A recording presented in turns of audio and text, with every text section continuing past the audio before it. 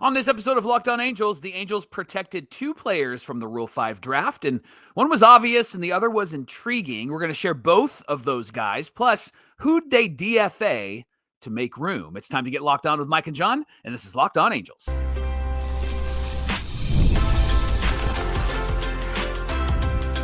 You are Locked On Angels, your daily Los Angeles Angels podcast. Part of the Locked On Podcast Network, your team every day. Thanks for making Locked On Angels your first listen of the day. You can find us anywhere you get your podcast, including Apple Podcast, Spotify, and SiriusXM by searching Locked On Angels. And if you'd like to get back to the Super Halo Bros for all the Super Halo content, here's some things that you can do. Leave us a rate and a review on Apple Podcast. If you're watching on YouTube, hit that thumbs up button. And if you're not subscribed already, please subscribe and become a Locked On Everydayer. And whether you're watching or listening, come over to YouTube, leave a comment. It's one of the best ways to get in touch with us and be a part of the conversation. And today's episode is brought to you by FanDuel. New customers can place a $5 bet, and you'll get started with $150 in bonus bets if your first $5 bet wins. Visit FanDuel.com to get started. Thanks for being here for this episode of Locked On Angels, where it's your team every day. You've got the Frisch Brothers here with you, a.k.a. the Super Halo Bros. My name is John, and that's my brother Mike. And my name is Mike, and that's my brother John. My name is Mike, and that's my brother John. Uh-huh.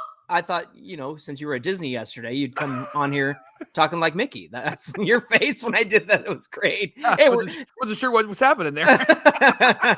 We're here 5 days a week talking Angels baseball, Monday through Friday, every single weekday till about mid-December. Then we'll drop down to about 3 days a week and then ramp back up to 5 before spring training.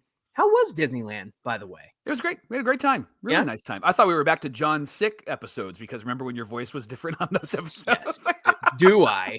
That was wild. I couldn't hear it when it was happening. And then a few weeks ago, I listened to something from one of those old episodes and I was like, oh no, this is terrible. I got a text from John that said, oh man, that was awful. That was awful. Couldn't hear myself back then. Anyway, on today's show, the Angels protected 2 players and released 3 this week. Let's start with the players they protected due to the Rule 5 draft coming up. Mike, let's talk about it. Yeah, they have got to place these guys on the 40-man roster to protect them. And so there were 2 guys that they decided to add to the 40-man. It was Matthew Lugo, which was pretty obvious, and then Jack Dashwood, which is a name that's not a real name. that feels like a made up name. Frankly, it sounds made up. Star Wars name.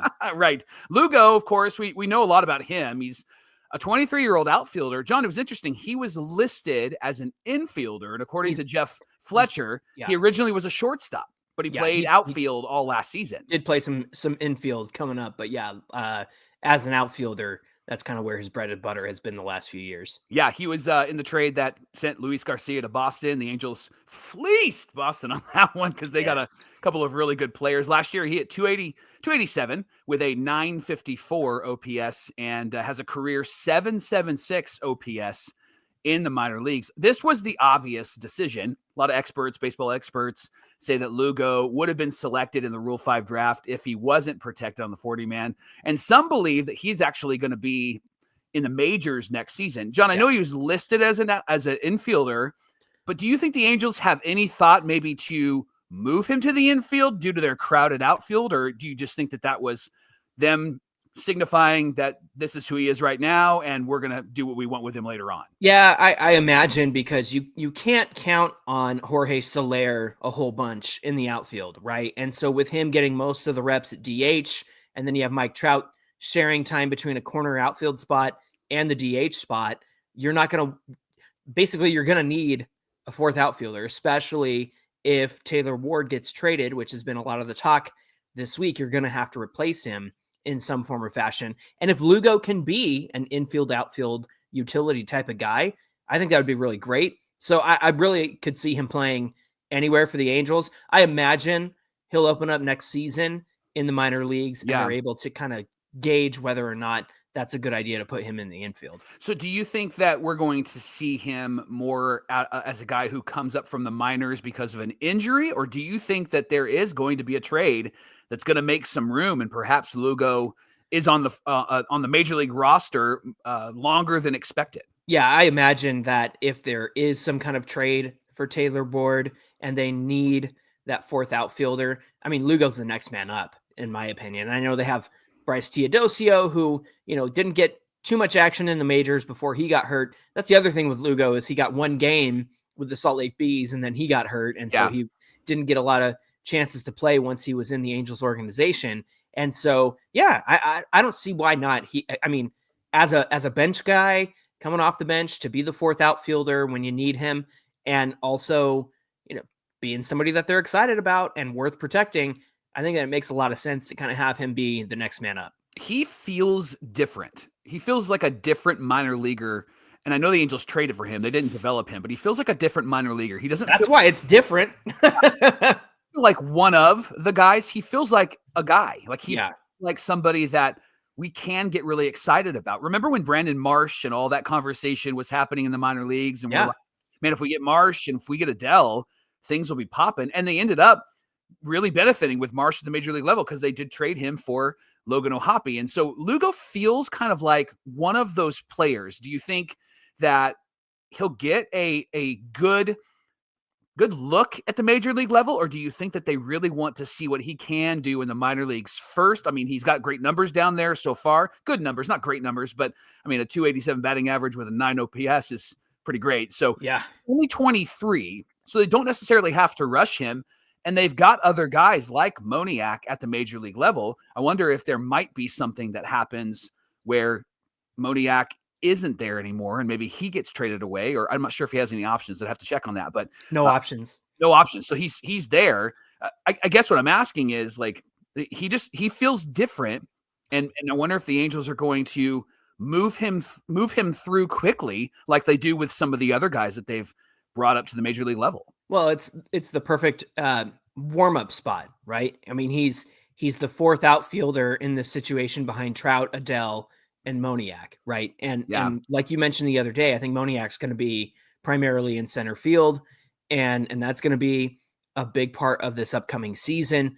Also, Mike, the fact that you kind of have to rely on Mickey Moniak in center field means that he's going to get plenty of opportunities even against lefties. Yeah. And so that's going to be an interesting case. But again, I go back to, I think if a trade happens for Taylor Ward, I really think Lugo is going to be the next man up. And again, it's the perfect spot. It's not too much pressure. It's the fourth outfield sort of situation. And if he impresses, then you get him in there every day. And if he impresses more than a Mickey Moniak or a Joe Adele, then you get him in there every day, right? Yeah. And so I think that's kind of where it's at. So I'm with you. I think that he's a dude. And I think when you have a guy that hasn't come up through the Angel system, that's always like an interesting thing, especially when you consider how different, the Boston system is versus the Angel system. I'm very intrigued. And I think that's kind of what's happening here with Lugo is we're all intrigued. We all want to see what he's capable of. Yeah. Make it hard, Lugo. Make it really hard for the Angels to keep you in the minor leagues, right? and play as best as you can. And he's on the 40 man. So, I mean, in one sense, he's protected, but in the other sense, it's, hey, we got to use him at some point. Right. And if there is an injury, like you said, I honestly believe he's the next man up. Yeah, which will happen. That's what happens with the Angels. No, right? Come on. All right, Johnny, Jack Dashwood, by the way, doesn't that feel like a classic like WWE name change when they bring somebody in? He had this really great name like on the indie scene. Yeah, right, on the indie scene. And then he comes in and hey, he's Jack Dashwood, right? Dashwood. Yeah. He's exactly. 27. He's had some health issues. He wasn't the obvious choice to protect because of those injuries and health issues. He's only been limited to 40 innings. John, he's 6'6". Come on. And he could be a great piece in the bullpen. He struck out 49 and walked 13 the last 2 seasons. MLB.com said that he was a good candidate to protect. This was before they did protect him. And the reasons they gave, John, was because he's got a low 90s fastball and he's got a decent mid 80s slider. He's shown both of those when he was in the AFL this fall. 10 innings in the AFL. He had a 17-2 K to walk ratio over those 10 innings. Johnny, he sounds like he could be a second lefty in the bullpen after Brock Burke. How do you think the Angels use Jack Dashwood? Yeah, considering he's got that low 90s fastball, mid 80s slider, Mike, you need some different looks out of the bullpen. And this really reminds me of, who was I excited about? The submarine pitcher that we signed and then he got hurt right away. And Yep. but basically you need different looks out of the bullpen. And I think that's kind of what Dashwood has to offer here, especially when you have so many guys who throw really hard, like Ben Joyce and Jose Quijada. Well, Quijada's got to throw like 10 pitches before he starts throwing hard, but Right. that might be the result of him recovering from Tommy John. But what I am trying to say is I think he does provide a different look out of the bullpen as a lefty and somebody who isn't so much a speed guy, but more of a control guy. I mean, a 17-2 strikeout to walk ratio over 10 innings. I know it's a small sample size, but if he's a command and control guy, I think that goes a long way for somebody like Dashwood. Yeah. And because again, on the 40 man, we're probably going to see him at some point this season, just because they might need some extra innings and they need to give their bullpen a rest. And so it won't be surprising to see him at the major league level. I have not seen him outside of just a few videos, but it'll be interesting to see what he brings to the Angels club. Spring training, obviously he'll be there, get some throws in. I'm excited to see this guy because again, he's kind of been a bit of an anomaly, kind of a secret that not many people know about. So Adam Simber. Yes. Why is it? Why I know. I can bring it up anytime, but when we're on camera, recording a show, I can't think of anything at this point. But Jack Dashwood, I'll remember that name. Hey, thanks for making Locked On Angels your first listen of the day. Coming up on Locked On Angels, we talked about who the Halos protected, who did they get rid of, and DFA from the roster, and why'd they do it? We'll talk about that coming right up. Today's show is brought to you by our friends at FanDuel. They're America's #1 sportsbook. And right now, new customers like you can bet $5 and get $150 in bonus bets if you win. The FanDuel Sportsbook app gives you everything that you need to place a bet on all kinds of sports, especially the NFL. It's all in one place. You get a hunch in the middle of the game. You check out the latest stats. You view the play-by-play, and you can make bets on that very same page. How you feeling about this Niner Green Bay game this weekend? What do you say? Just visit FanDuel.com and those guys are breaking my heart. I'm wearing my 49er shirt for those on the audio side, but man, they're breaking my heart. I need a team that actually is good. And so Niners, please visit FanDuel.com to join today. Again, $150 in bonus bets if your first $5 bet wins. That's FanDuel.com. Never waste a hunch and make every moment more with FanDuel, an official sportsbook partner of the NFL. This is the Locked On Podcast Network, where it's your team every day. We're continuing our conversation on some of the 40-man roster moves that took place this week, all in service of protecting guys from being taken in the Rule 5 draft. And that's essentially, you got to play these players or else other teams will take them and give them an opportunity on their 40-man. Something that kind of gets missed a lot is these teams have to take them and put them on their 40-man. And so there's a risk involved when there's people unprotected from being taken from your favorite team. At the same time, they have to have the ability to put them on the 40-man roster, which isn't always the case. And we actually had a good comment from Locked On Everydayer Colton Flum the other day, who mentioned somebody that the Cubs had just DFA'd, thinking, hey, do you think he'd be a great relief candidate for the bullpen? And we replied and said, look, yes, he'd probably be some great depth. However, right now there's a big roster crunch in terms of we got to get these guys on the 40-man and keep them safe. So I think after a few weeks when things kind of shake out, we'll see a clearer picture of where things are going. So, Mike, we talked about who's protected. Let's talk about who was not protected. Yeah, two names that were not protected, Jordyn Adams and Eric Wagaman. Now, everybody knows the name of both. Jordyn Adams, first of all, was a first-round pick, a Billy Epler pick in 2018. He's 25 years old. John, he's hit just 176 in 78 major league plate appearances over the past 2 seasons. He struck out 28 times, drawing 3 walks. He hit .252 with a .710 OPS in 561 minor league games. He recently just dropped to number 30 in the Angels prospect rankings, according to Baseball America. John, it's been 7 seasons with the Angels. Adams really hasn't done much. We kind of connect him to Joe Adell in the same makeup kind of body type, and looks like a good defender out there. Looks like a power hitter, right? But The Angels let him go. Smart move to let him go, and why do you think it is, or why do you think it's not? So I'll say this. Can I just say that I'm frustrated with the fact that the Angels have DFA'd 2 of their first-round picks in less than a week, right? They DFA'd Matt Thaiss, who yesterday, we'll talk about it in a second, got traded to the Cubs for cash. But this is Jordyn Adams, 2018 pick, who was let go and a first-round pick. So it really speaks to the not great job, not great, Bob, what Billy Epler did in terms of drafting. And look, he's made all kinds of crazy decisions. He, gave up Will Wilson to be able to trade Zach Cozart to the Giants. And Will Wilson's not exactly a Giants top prospect or anything like that. And somebody pointed out the other day, and I've noticed this before in the past, right after Will Wilson, Corbin Carroll was taken by the Diamondbacks that draft. So Will Wilson, by the way, was a number 1 draft pick for the Angels as well. Right. And they used him to get rid of a bad signing in Zach Cozart that they made. So just a terrible front office decision. And it continued into the Mets organization. And Billy spent all of the money, all of Cohen's money out there. And that didn't work out either. So they had to bring in David Stearns to clean up the mess. All of that to say, I'm frustrated in that sense. But I'm also frustrated, Mike, because I don't think this is Jordyn Adams' fault.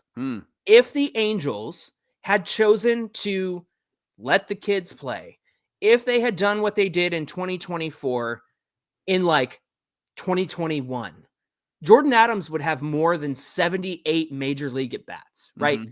And I realize that in the minor leagues, he's not been fantastic, but over the course of that time, again, 252, 710 OPS, there's room for improvement. Yeah. We see it with Joe Adell. We see that Billy liked his athletic dudes who can play any sport.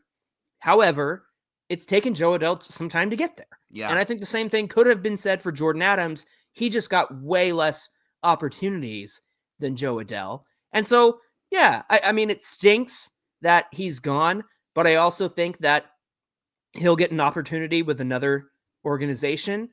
And I really think he could blossom there. But again, if we had stopped doing the nonsense that the Angels had been doing, and I realized they were trying to get Trout and Ohtani and Rendon to the playoffs and all of that stuff, I'm just saying if they had been more realistic about the future, then I don't think Jordyn Adams would have a measly 78 major league at-bats. I think he would have been used a lot more. Again, if we had done the 2024 game plan with let the kids play, Ron Washington comes in, all that stuff, I think things could have been a lot different, and the timeline would have been pushed up for the Angels. Can you imagine if the drafts for a Billy Epler were even close to being remotely successful, where this team would be?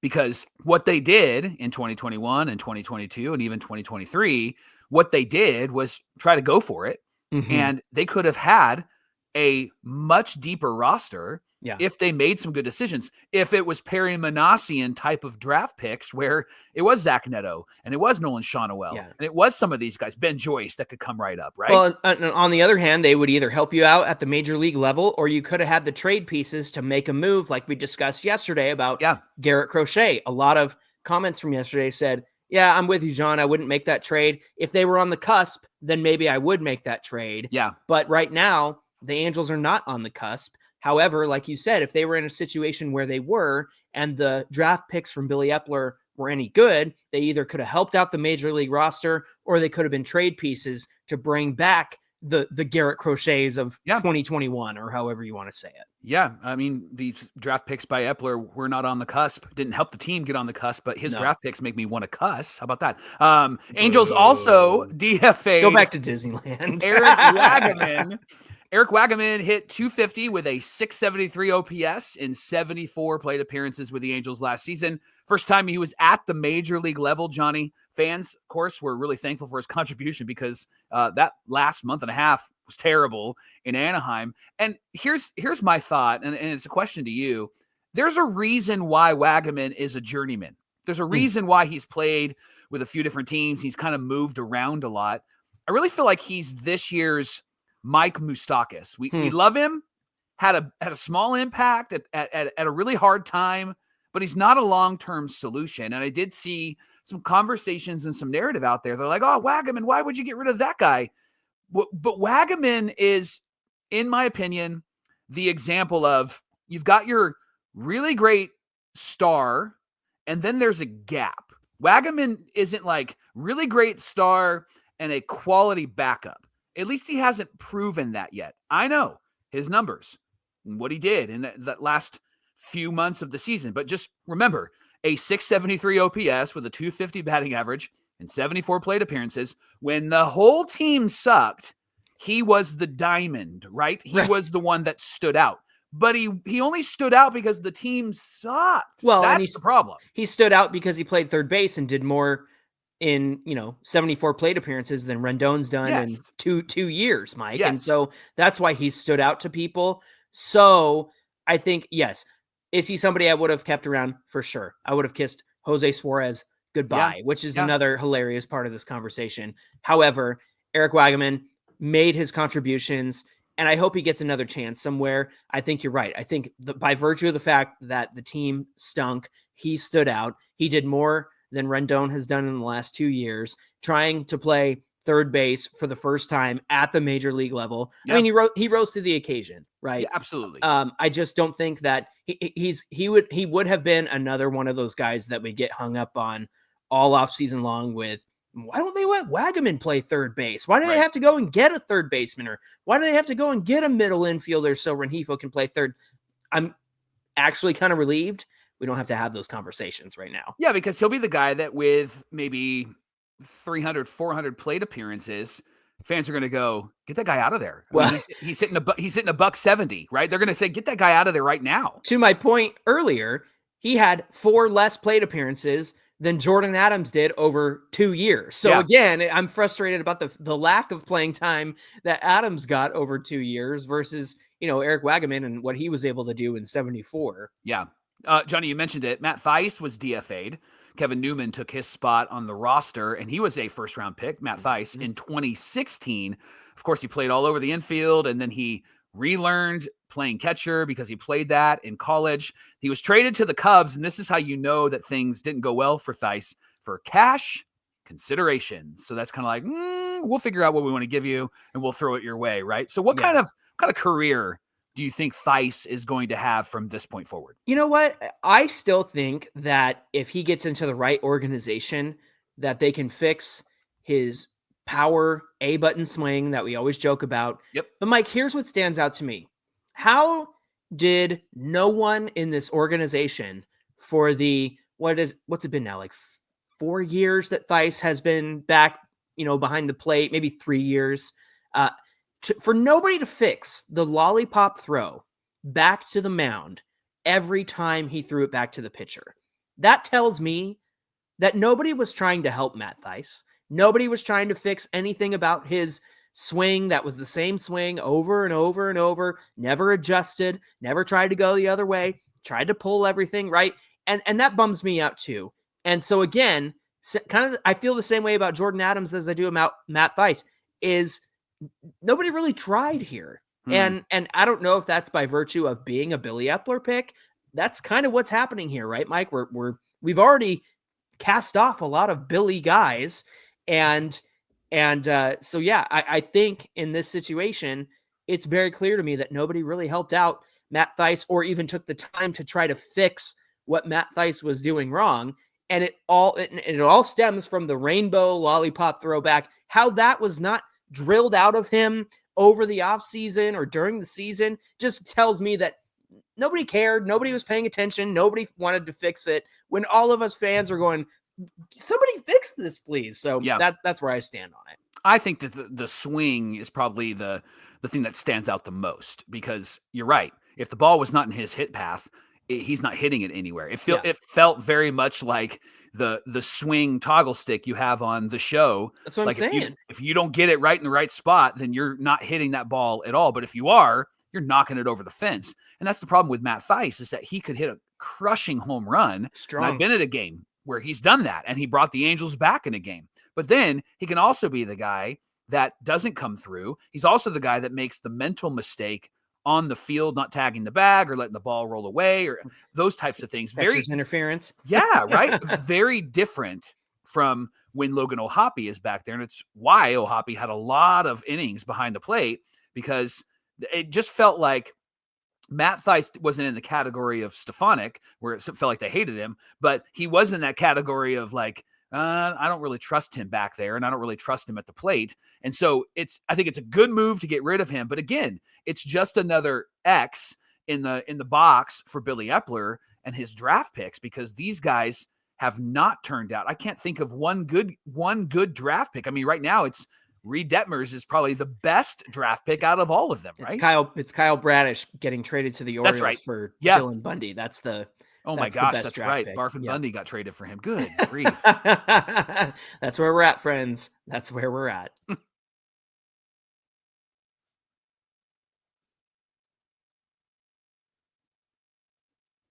All right, Johnny. The Rule 5 draft happens during the GM winter meeting, so that's going to come up very, very soon. Angels had a chance to protect a lot of guys. They did protect 2 of them. We've mentioned those guys, and then DFA 2 guys to make room. John, I have the list in front of you. Why don't you fire off some of those names and give us their positions quickly so that we can kind of hear. And reason why I want them read out loud is because I want to see, outside of, you're going to read Lugo's name, of course, but I want to see if we recognize, and maybe everydayers recognize, any of these names. So go ahead and read that list. Yeah, so again, Matthew Lugo, Jack Dashwood were up for grabs, but the Angels moved them to the 40-man roster. So we have Werner Blakely, David Calabrese, Miles Emerson, Zach Humphreys, Johan Macias, Anthony Mulrine. You have Adrian Placencia, who you probably heard of, an infielder, Alexander Ramirez, an outfielder, Jadiel Sanchez, an outfielder, Chad Stevens, infielder, Errol Vera, somebody you probably are familiar with, infielder, Evan White, first baseman, Mike. So those are the position players on this list. Yeah. And then for pitchers, Glenn Albanese Jr., Ryan Castillo, Jack Dashwood, of course, is on there. Brandon Dufault is on there. Mason Erla, Angel Felipe is on there. Leonard Garcia, Houston Harding, Nick Jones, Brett Carey, Alex Martinez, Nick Mondak, Luke Murphy, Hayden Sieg, Jake Smith, Eric Torres, and Kenyon Yovan. So, Johnny, I'm looking at this list, and outside of the 2 that they protected, is there a player on this list that if you're another team, you would go, I want that guy, and why would you want that guy? Well, you and I have talked about Eric Torres a ton on this show, and I'm interested to see if he's able to do something great out of the bullpen in the majors this season. I would love to see him up with the team. Mike, Jadiel Sanchez came over. I want to say he was part of the Syndergaard to the Phillies trade that brought back Moniak and Jadiel Sanchez. Yes, he's a young guy. And so I think he's still got plenty of time to grow. So that's somebody that I would be interested in. The only issue is putting him on your 40-man roster if you're another team. I don't think he's major league ready yet. Right. And not that he has to be in the majors, but that's what your 40-man roster spots are for is, we need somebody to call up. Who are we going to call up? And so that's an interesting one.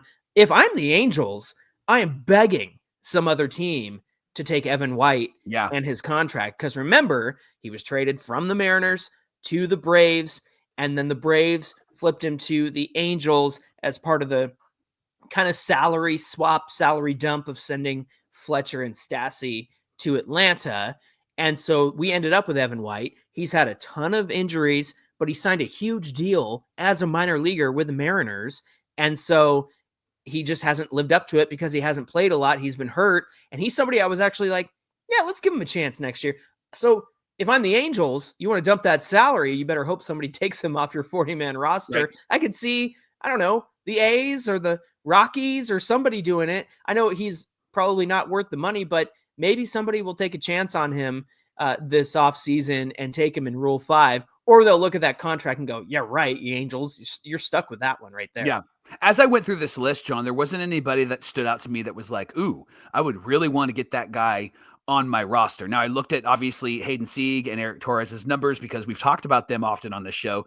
Those guys really have just kind of been in the middle of the road. They haven't been super impressive. Now, Eric Torres has a good save versus save opportunity statistic with him, and didn't really pitch at the back of the bullpen this last season. So they've been moving him around a lot. Brett Carey is another name that I actually really enjoy. He's somebody that reminds me, though, of Davis Daniel. He's a lot like Davis Daniel he's a really back of the rotation kind of guy and maybe a long reliever kind of guy based on the numbers that he has put up in the minor leagues. Very similar to Davis Daniel. And then Errol Vera is a guy we've talked about a lot, but John, he's young, just 22 years old, and he hasn't hit really at all. Just a very light hitter, no power. And he hasn't actually, his hit tool isn't great either because he is not making much contact in the minor leagues right now. Wait, let me look up something here. I want to see who signed him.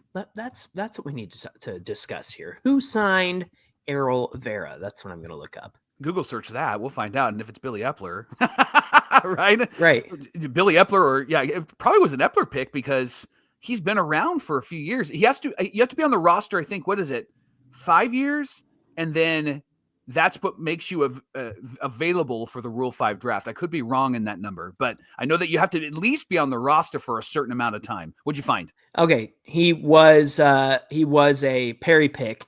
2021 was when he was signed because he was an international free agent. Gotcha. And so that's that. So he's out of Venezuela. That's where he came from. Gotcha. And he probably was an international free agent that wasn't too expensive because all the money got thrown away from the previous years, right? Right. Exactly. So yeah, lots of interesting names here, Mike. Again, I think that when it comes to the guys that they protected, I think they chose wisely. Yeah. I'm not too worried about losing any of these potential guys. When I think about, I don't know, Mason Erla is one that is a name I'm familiar with. You think about some of the catchers on this list. I mean, Anthony Mulrine is essentially the next man up if Travis d'Arnaud or Logan O'Hoppe were to get hurt, and that's not exciting at all. No. So hopefully they can work out some kind of deal with maybe like Chad Wallach again, bring him back. I know he elected free agency, but yeah, none of these names I'm too concerned with at this point. But it would still be a bummer to lose them, especially those relief arms that we've been looking forward to seeing for some time. Hey, thanks for making Locked On Angels your first listen of the day. Now for your second listen, check out Locked On MLB with our friend Sully. It's going to bring you a daily blend of humor and baseball, keeping you updated on all the rumors this offseason and through until spring training. You can find his show on YouTube or wherever you listen to podcasts. Hey, give us a follow on Twitter at Locked On Angels and at Super Halo Bros on Twitter and Instagram. Whether you're watching or listening, come on over to YouTube, find today's episode, get in the comments section, hit that like button, and hit that subscribe button. You guys were fantastic. You got us to 8,000, and I feel like we're almost to 8,100. So let's keep it going. You guys are freaking awesome for doing that. It really helps out the show, and it helps out Mike and I as well. Mike, what do we have on deck for Friday's show? Well, we talked a lot this week, a lot about trades and players we wanted to trade. We talk too much on this show. Too much. Let's let the fans talk. Let's let the everydayers talk. Tomorrow is Feedback Friday, so we want your thoughts on our thoughts this week. We're specifically going to focus on the 2 episodes where we talked about making the case for a certain trade, and we talked about trading Taylor Ward for Alec Boehm. John had an episode yesterday where he talked about Garrett Crochet and making that trade. He ended up landing on the place of, you don't do that. Where did you end up? I would end up no as well, because, and one of our everydayers had a great comment. One of our everydayers said, we're not on the cusp. Why would you do that? Right. Yeah. And so we're going to talk about that tomorrow. We're going to talk about what you think about what we talked about tomorrow on Locked On Angels. All right. Looking forward to that conversation, and we hope you'll come back and join us. Until then, my name is John, and that's my brother Mike. And my name is Mike, and that's my brother John. Thanks for being here with us, everybody. And we'll see you back here on Friday. Billy Epler. Jerry DePoto. Oh, Billy boy. Good grief.